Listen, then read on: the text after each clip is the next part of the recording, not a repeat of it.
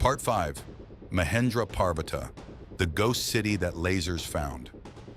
Imagine discovering an entire city. Not a building, not a temple, an entire city. Hidden in plain sight for more than 1,200 years. And nobody knew it was there. Not explorers, not archaeologists, not pilots, not even satellites.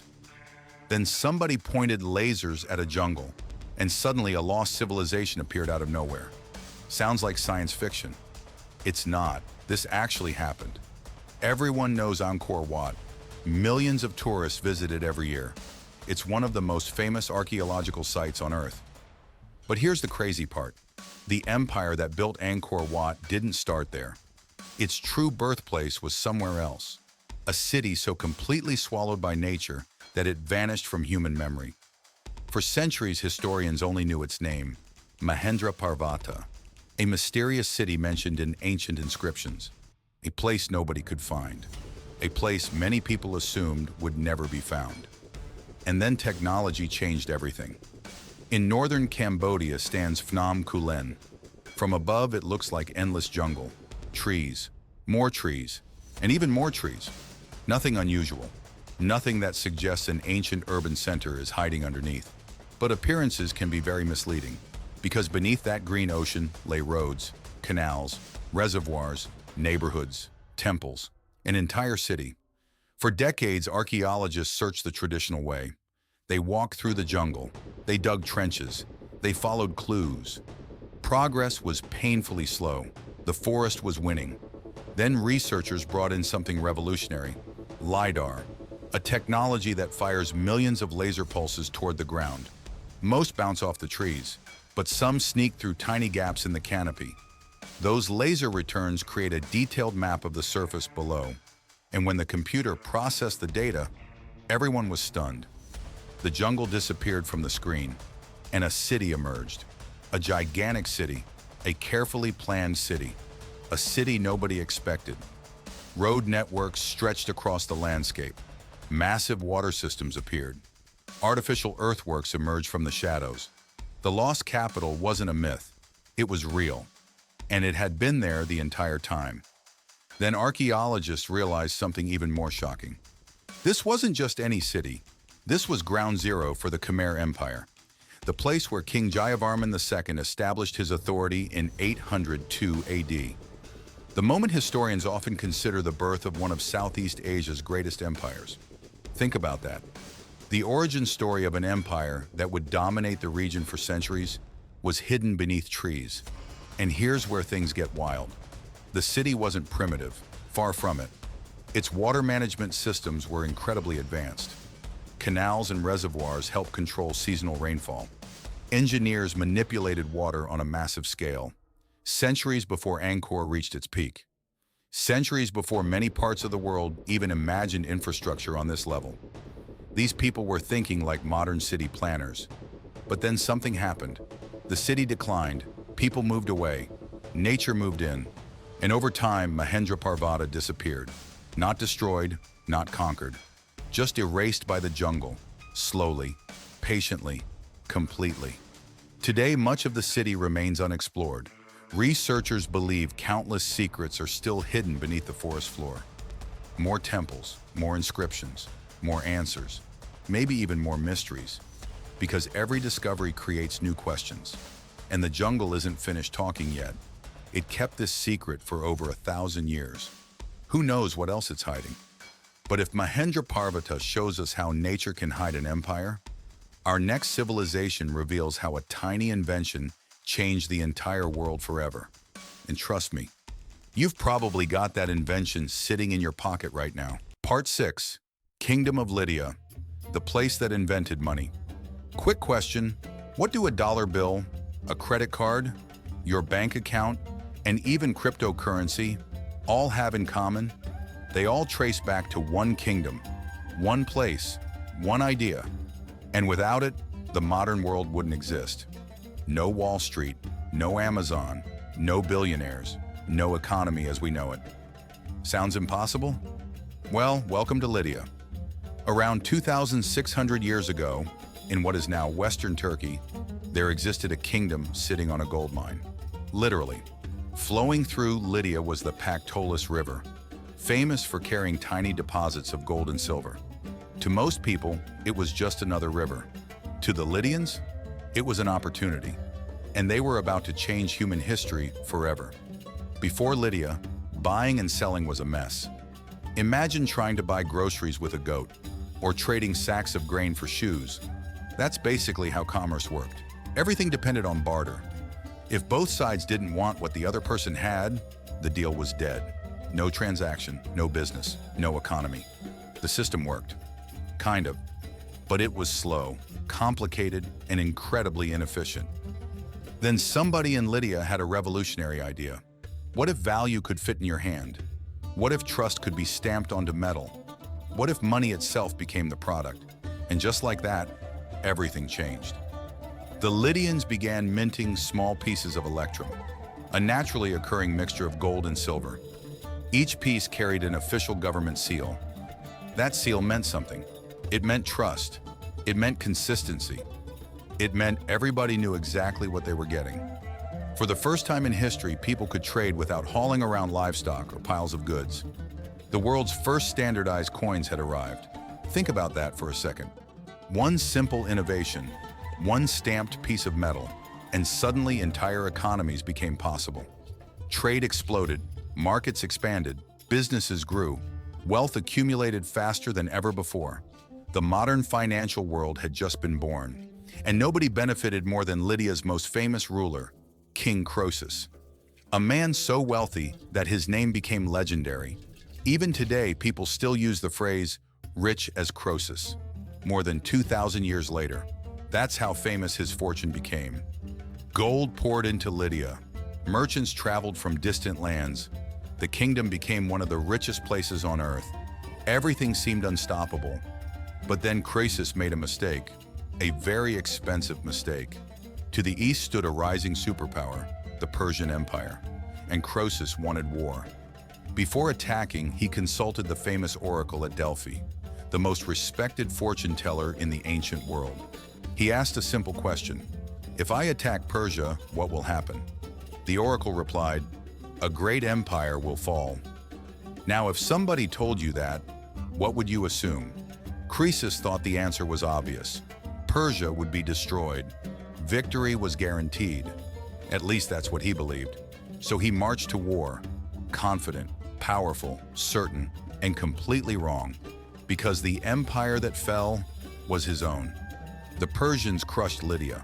Croesus lost everything. His kingdom vanished almost overnight. The empire that invented money went bankrupt in the cruelest way imaginable. It's one of history's greatest ironies. The civilization that taught humanity how to measure wealth was destroyed because its king misread a prediction. One misunderstanding, one bad decision, and one of history's richest kingdoms disappeared forever. Talk about the worst investment in human history. But if Lydia invented money, our next civilization built something even harder to create, an empire. One so impressive that when outsiders saw it, they literally refused to believe who built it. Part 7. Great Zimbabwe. The empire they tried to erase. Imagine building a structure so incredible that people refuse to believe you built it. Not because it's impossible, not because it's fake, but because they're too biased to accept the truth. Sounds insane? That's exactly what happened to Great Zimbabwe. Deep in southern Africa stand enormous stone walls. Some rise over 36 feet high. Some stretch hundreds of feet across the landscape. And here's the crazy part. They're built without mortar, no cement, no glue, nothing holding the stones together except engineering genius. And after nearly 800 years, they're still standing. When visitors first see the ruins, they usually ask the same question. Who built this? The answer should be simple. The ancestors of the Shona people. Case closed. Except for one problem. When European colonists arrived in the 19th century, they refused to believe it. The ruins were simply too impressive, too sophisticated, too advanced, at least according to their prejudices. So instead of accepting reality, they invented stories, wild stories, ridiculous stories, stories with absolutely no evidence behind them. Some claim the city was built by the Queen of Sheba. Others blame mysterious Phoenician sailors.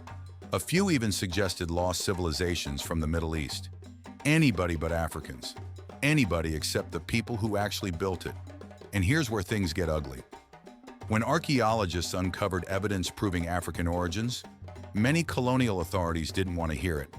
Researchers were pressured, reports were censored, careers were damaged. Truth became inconvenient, so truth was ignored. But facts don't care about politics, and the evidence kept piling up.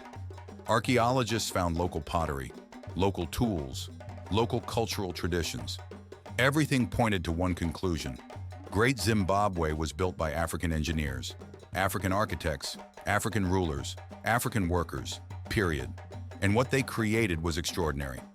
Between the 11th and 15th centuries, Great Zimbabwe became the center of a powerful kingdom. Trade routes stretched across continents. Merchants arrived from distant lands. Goods flowed in from thousands of miles away. Chinese porcelain, Persian beads, luxury imports from across the Indian Ocean. Think about that. A city in southern Africa was connected to global trade networks centuries before many people realized such networks existed. This wasn't an isolated society. This was an international powerhouse. At its peak, thousands of people lived here. Leaders controlled valuable gold resources. Trade generated enormous wealth. The city flourished, and its influence spread across the region. Yet for generations, the world focused less on what Great Zimbabwe achieved, and more on denying who achieved it. That may be the greatest tragedy of all. The mystery was never who built the city. The mystery was why so many people refused to accept the answer. Eventually, the truth won. Evidence always wins. Today, Great Zimbabwe stands as one of Africa's greatest archaeological treasures. Not because of myths, not because of legends, but because real people built something extraordinary. The stone walls survived centuries.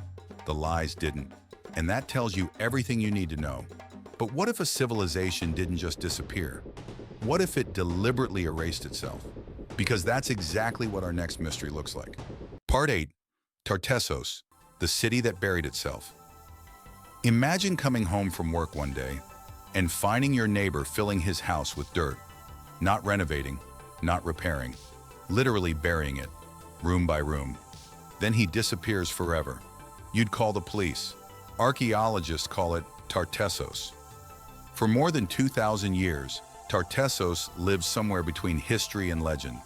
Ancient Greek writers described it as unbelievably wealthy.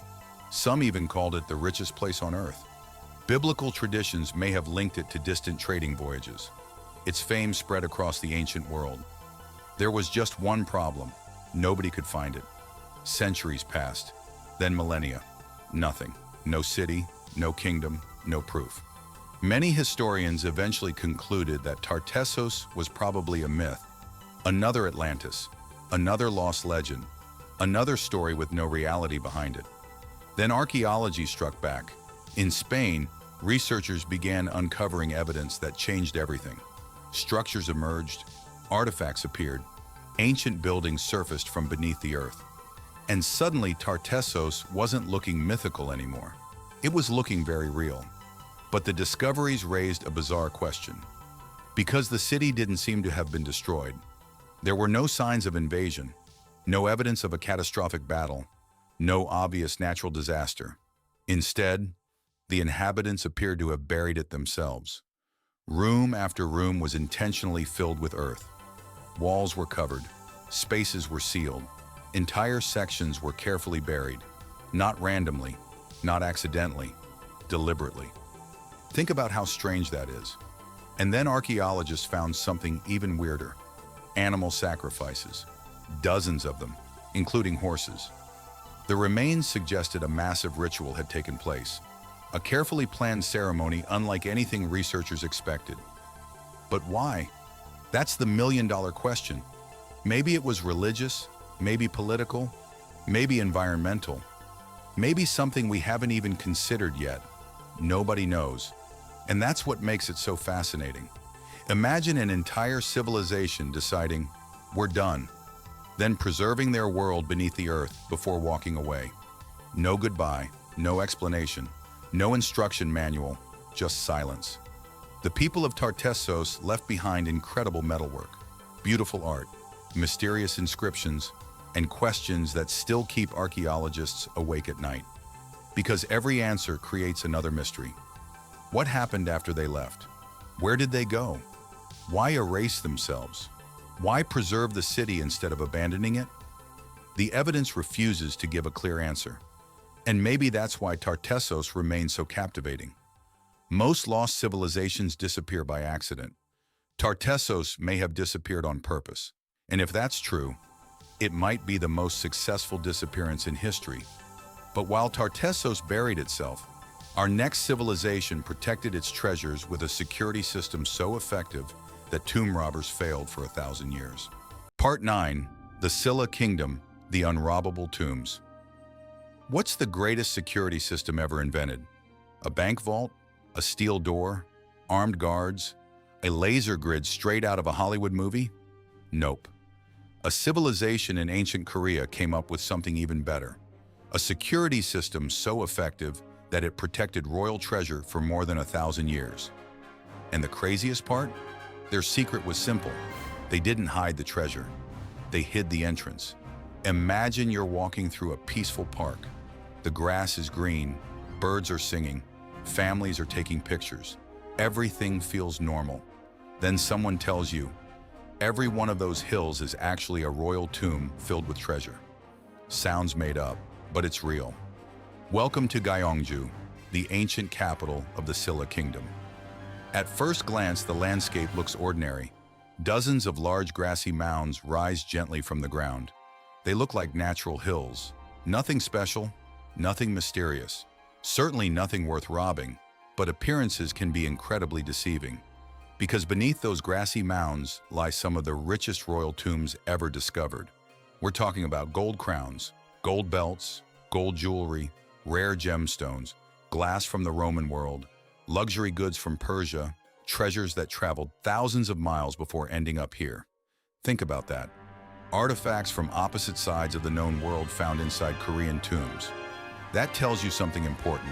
The SILLA Kingdom wasn't isolated, it was connected. Connected to trade routes stretching across Asia and beyond.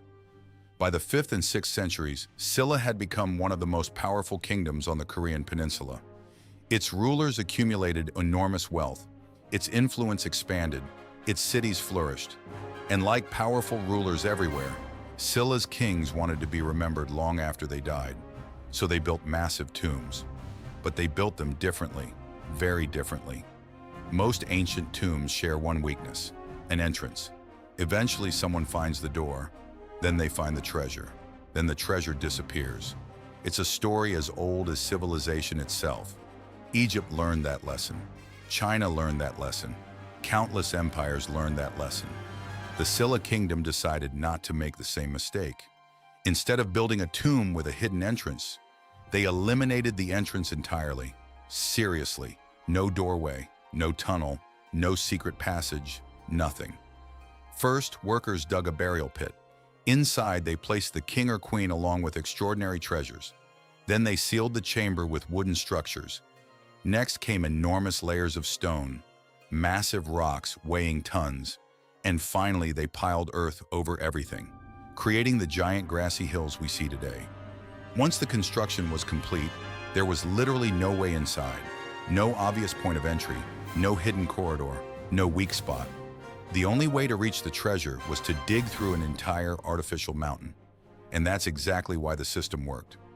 For centuries, invaders came and went. Wars erupted. Kingdoms rose. Kingdoms fell. Empires expanded. Empires collapsed. But the tombs remained largely untouched. The treasure stayed where it had been placed, waiting, silent, hidden beneath the earth. Think about how incredible that is. Around the world, countless royal tombs were looted within decades. Some were robbed before construction was even finished. Yet many SILLA tombs remained sealed for over 1,000 years. 1,000 years. That's longer than many civilizations even existed. Then modern archaeologists arrived, and when they finally gained access to some of these tombs, they couldn't believe what they found. Because unlike many ancient burial sites, these tombs still contained their treasures. The robbers had never reached them. One discovery changed everything. A magnificent gold crown, delicate, elegant, covered with intricate designs, branches rising upward like a sacred tree, small gold ornaments hanging from its frame. Every movement would have caused it to shimmer and sparkle in sunlight. Imagine the craftsmanship required to create something like that 15 centuries ago. No modern machinery, no electric tools, just skill, patience, and incredible artistic talent. But the crown was only the beginning. Archaeologists uncovered necklaces, bracelets, weapons, horse equipment, luxury goods from distant lands. Every object offered a glimpse into a kingdom that had once stood among the most sophisticated societies in East Asia. And here's where it gets even more fascinating. Some artifacts showed connections stretching thousands of miles. Roman glass appeared in the tombs. Persian-inspired objects appeared as well. These weren't random items. They were evidence. Evidence that SILLA participated in vast international trade networks. The ancient world was far more connected than most people imagine. When many people think of globalization, they think of airplanes and the internet. But globalization existed long before either of those things. Goods, ideas, art, technology, they traveled incredible distances, and the treasures inside the SILLA tombs prove it. Yet despite all their wealth, all their power, and all their achievements, what captures people's imagination most is their security system. Because it worked, beautifully, for centuries. The kings of SILLA understood something fundamental. Every lock can be picked. Every door can be forced open. Every wall can eventually be broken. But if nobody can find the entrance in the first place, good luck getting inside. It's almost funny when you think about it. Modern companies spend billions developing security technology, biometric scanners, artificial intelligence, encrypted networks. Meanwhile, ancient SILLA had a different solution. No door. Problem solved. Today, those grassy hills continue to dominate the landscape around Yeongju. Tourists walk among them every year. Children play nearby. Photos are taken. Life goes on. Yet beneath those quiet mounds rests one of the greatest archaeological treasures ever discovered. A reminder that sometimes the simplest solution is the smartest one. And after more than 1,000 years, the SILLA kingdom is still teaching us lessons about security. Not through books, not through inscriptions, but through treasure that survived because nobody could find the front door. But while the SILLA kingdom mastered the art of protecting wealth, our final civilization may have accomplished something even more unbelievable. They built pyramids, created cities, controlled trade networks, and somehow did it all without evidence of war. No armies, no battlefields, no weapons.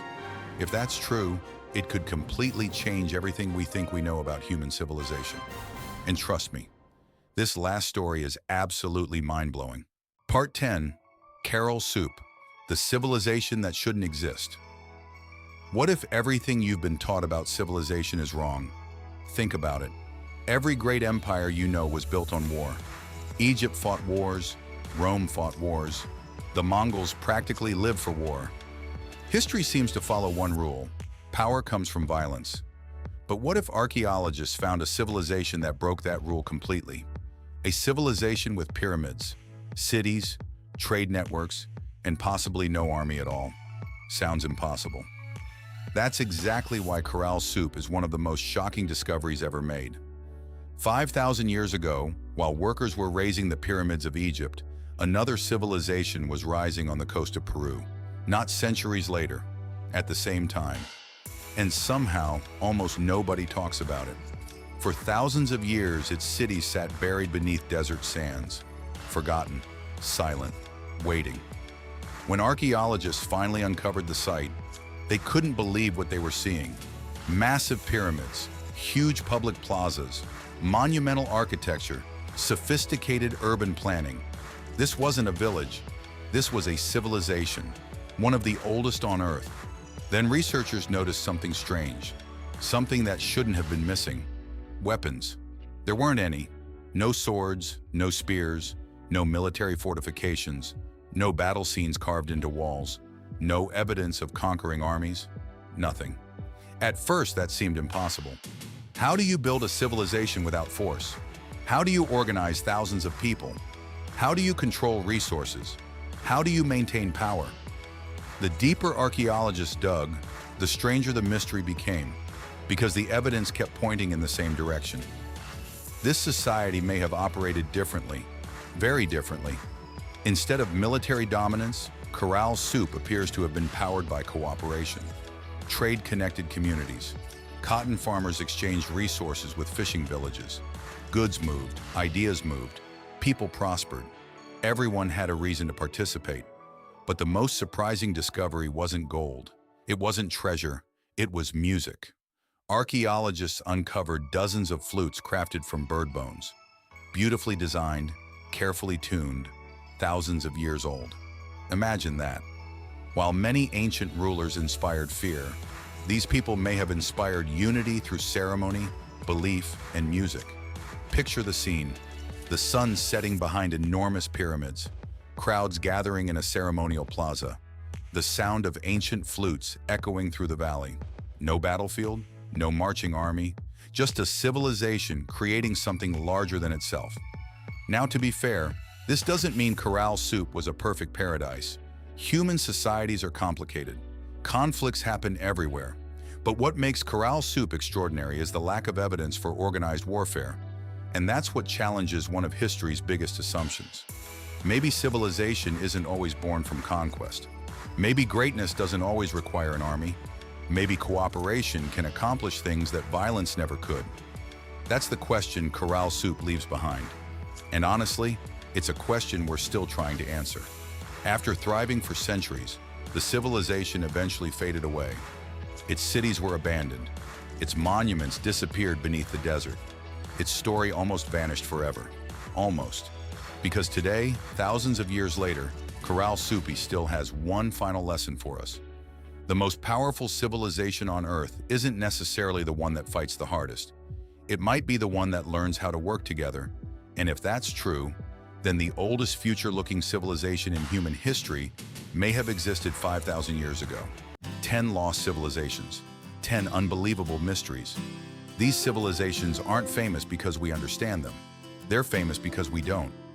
Every discovery answers one question and creates 10 more, which means somewhere beneath a jungle, under a desert, or buried beneath our feet right now, another lost civilization could still be waiting, and we wouldn't even know it. So tell me, which civilization blew your mind the most? Drop it in the comments. And if you love mysteries that sound too incredible to be true, but are, hit subscribe. Because history isn't finished revealing its secrets. Not even close. See you in the next mystery.